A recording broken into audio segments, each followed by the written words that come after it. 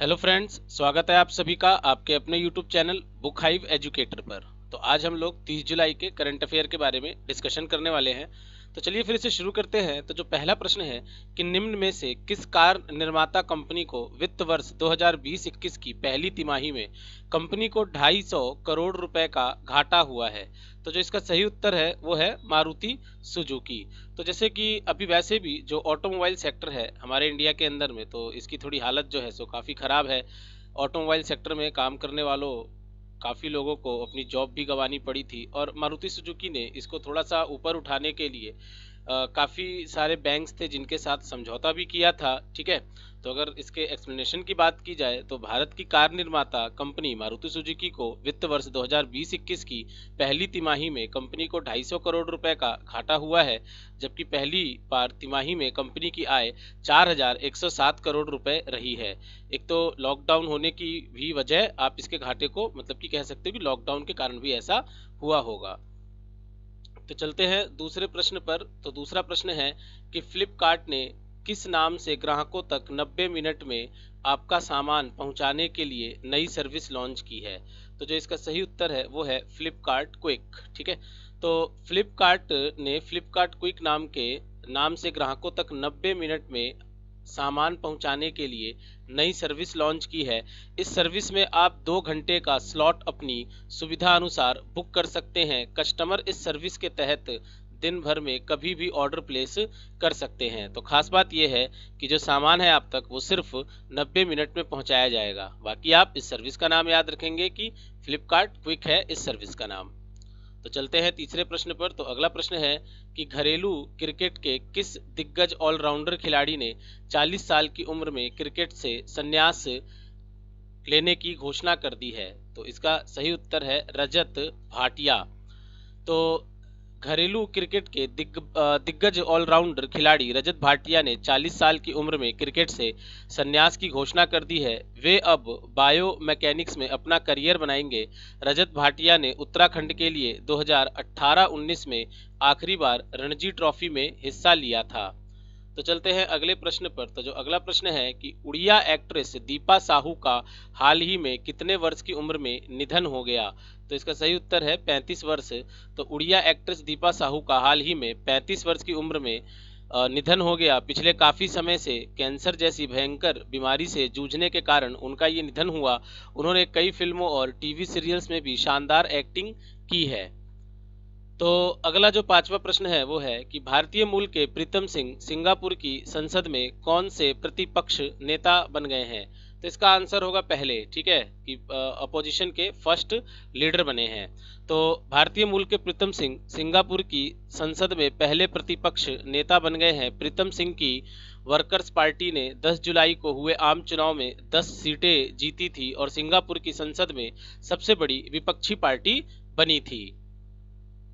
तो छठा प्रश्न है कि बिक्री के मामले में लाइफ बॉय और गोदरेज को पीछे छोड़कर कौन सा साबुन भारत में सबसे ज्यादा बिकने वाला साबुन बन गया है। तो इसका सही उत्तर है डी, डेटॉल। तो बिक्री के मामले में लाइफ बॉय और गोदरेज को पीछे छोड़कर डेटॉल साबुन भारत में सबसे ज्यादा बिकने वाला साबुन बन गया है। भारत में डेटॉल एक पावर ब्रांड है जिससे भारत में यह पहली बार 1 नंबर की पोजीशन साबुन के मामले में हासिल की है। तो सातवां प्रश्न है कि दुबई स्थित फाउंडेशन होल्डिंग्स ने इनमें से किस कंपनी में सीरीज डी राउंड की फंडिंग में निवेश किया है। तो इसका सही उत्तर है ए, टॉपर। तो दुबई स्थित फाउंडेशन होल्डिंग्स ने टॉपर कंपनी में सीरीज डी राउंड की फंडिंग में निवेश किया है। अब फंडिंग के साथ startup company AI best topper school operating system का बनाएगी। कोरोना के दौरान एजुकेशन टेक स्टार्टअप्स जैसे बाइजू, अनअकैडमी, वेदांतु ने काफी फंड जुटाया है। तो चलते हैं आठवें प्रश्न पर। तो आठवां प्रश्न है कि 30 जुलाई को विश्व भर में कौन सा दिवस मनाया जाता है। तो इसका सही उत्तर है अंतरराष्ट्रीय मित्रता दिवस, इंटरनेशनल डे ऑफ फ्रेंडशिप। तो 30 जुलाई को विश्व भर में अंतरराष्ट्रीय मित्रता दिवस या फ्रेंडशिप डे मनाया जाता है। लेकिन यह दिवस कई अन्य देशों में अलग अलग तिथियों को मनाया जाता है, लेकिन इसके पीछे की भावना हर जगह एक ही है, दोस्ती। तो अगला 9वां प्रश्न है कि इंग्लैंड के स्टुअर्ट ब्रॉड टेस्ट में 500 विकेट लेने वाले दुनिया के कौन से तेज गेंदबाज बन गए हैं। तो इसका सही उत्तर है चौथे। तो इंग्लैंड के स्टुअर्ट ब्रॉड टेस्ट क्रिकेट में 500 विकेट लेने वाले दुनिया के चौथे तेज गेंदबाज और कुल 7वें गेंदबाज बन गए हैं। उनकी इस उपलब्धि पर सचिन तेंदुलकर, युवराज सिंह सहित कई दिग्गजों ने उन्हें सोशल मीडिया पर बधाई दी है। उन्होंने 140वें टेस्ट में यह उपलब्धि हासिल की है। तो अगला जो 10वां प्रश्न है कि निम्न में से किस देश के पूर्व प्रधानमंत्री नजीब रज्जाक भ्रष्टाचार के 7 मामलों में दोषी पाए गए हैं? तो इसका सही उत्तर है मलेशिया। तो मलेशिया के पूर्व प्रधानमंत्री नजीब रज्जाक भ्रष्टाचार के 7 मामलों में दोषी पाए गए हैं। उन्हें आपराधिक विश्वासघात और मनी लॉन्ड्रिंग के 3-3 मामले में प्रत्येक में 10-10 साल जेल की सजा मिली है। साथ ही उन पर करीब 368 करोड़ रुपए का जुर्माना भी लगाया गया है। तो दोस्तों, अब हम लोग डेली की तरह 30 जुलाई के ऐतिहासिक घटनाओं के बारे में चर्चा करते हैं। जैसे कि हम लोग अपने हर वीडियो में लास्ट में हम जिस दिन का करंट अफेयर करते हैं उस दिन की ऐतिहासिक घटनाएं भी चर्चा करते हैं। तो चलिए फिर से शुरू करते हैं।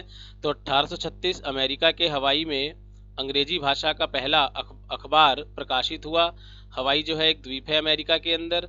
1886 देश की पहली महिला विधायक और समाज सुधारक एस मुथुलक्ष्मी रेड्डी का जन्म हुआ। 1909 राइट बंधुओं ने सेना के लिए पहला विमान बनाया और ग्लाइडर बनाने का भी जो श्रेय है वो इन्हीं को जाता है पहला। 1930 एनबीसी रेडियो पर डेथ वैली डेज का पहला प्रसारण हुआ।